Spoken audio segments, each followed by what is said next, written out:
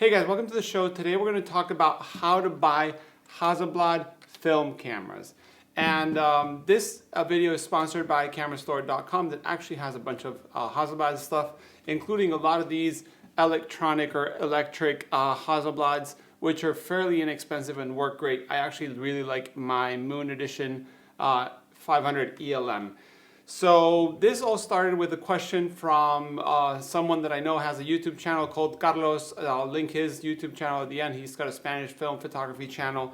And he was asking me like, hey Nico, I want to buy a Hasselblad. I'm going to meet the guy. What should I be aware of? And I've had that question multiple times throughout the years. And me, myself, buying a lot of gear from Hasselblad. Actually, I've got 3 on the table right now. I can't lift them all at the same time. But I've learned a lot of things about how to pick and choose a Hasselblad to buy. First thing you need to know, let's talk about the body, okay? So Hasselblad, there was a 500C, was the first version of the V camera, which had non-interchangeable focusing screens. And then came the 500CM, that to me is the best of them all. It's the most mechanic, it has the least features in the sense that it's good, but it still has all the features you actually need to shoot. Yes, the more modern ones have TTL metering and things like that, but to me in the real day use, studio use and such, the 500CM is unbeatable. This is a 500CM. You can actually see the name on the side here if a camera wants to focus. So the 500CM is to me the best one. Interchangeable screens, it has basically a very easy setup to break it down and put it back on. So the first thing you want to know is that body that you want to buy. Depending on what you want, you got to pick one or the other. The electric ones, as I say, are usually cheap options, and I have a video called The Cheapest Hasselblad to Buy. It's all about this camera. So once you pick your body and you want to know what to look for, and I'm going to undo this one in front of you guys, you want to usually check the back.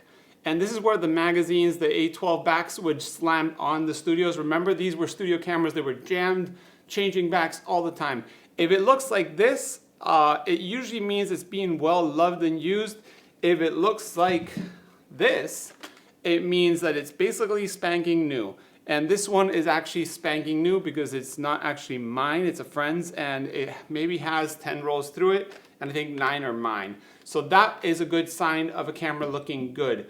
Serial numbers in the back too, which you can use the numbers in the back here to find the Hasselblad. I'll leave exactly what the numbers mean to find the year it was made.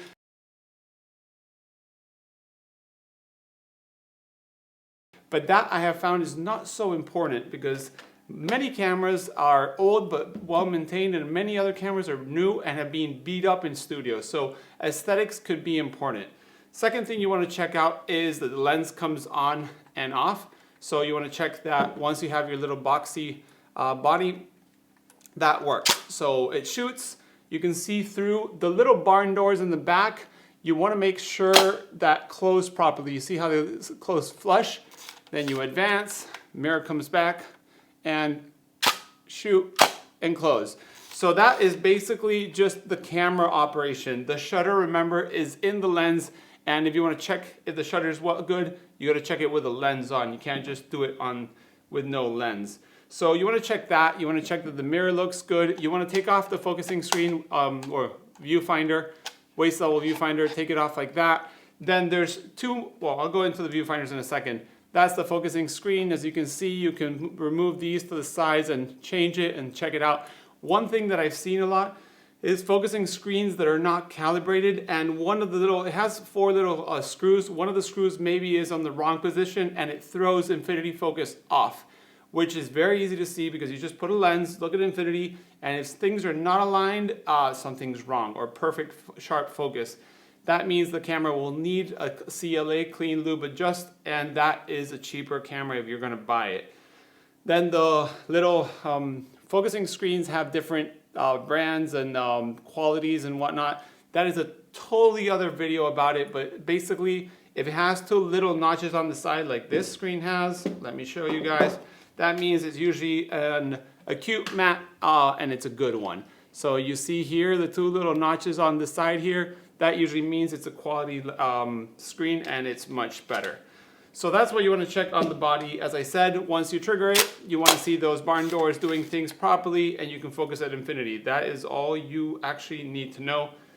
for most of the operations.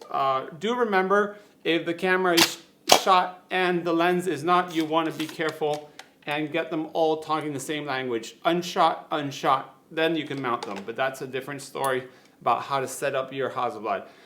Then viewfinders. You've got the old standard viewfinder, as you can see here, with a little silver pop-up, which pops up like that, and that is the very cheaply, well, not so cheap anymore, inexpensive one. And then the nicer one is the modern one with the plastic tab. You can see it's just a little better. So if that is one of the screens that you have, or the viewfinder, you want to check that out. Then we want to go to the lenses. The lenses, there's different iterations. The first one that came out was basically, let me take this off. The first generation was the Hasselblad C lenses, which are just called C as in computer. Compur shutter, this is a 150. These usually are fairly inexpensive, but they also are more easier to break and could be broken. So you want to check all the shutter speeds from 1 second, half a second, and bulb. Those are very important things. Another thing to check is the PC sync. On this one, the PC sync sometimes doesn't trigger the camera, so that is important. Then we go to the CT lenses, and the CT lenses are coated or multi-coated, and you see the T from Zeiss here in the middle, where my finger is, and that means that it's usually a better lens, but it's still a CT lens.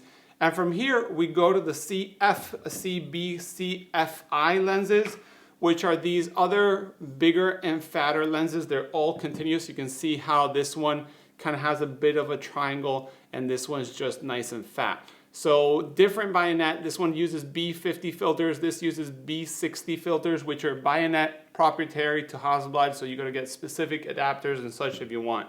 But make sure your speeds are good, so you can just open and close the diaphragm, see if the auto diaphragm works, which means basically that if you're at 2.8 and suddenly I want to stop down, it will stop down, and to 5.6 for example. You want to check that out. No, fungus, like separation, all the usual stuff with lenses.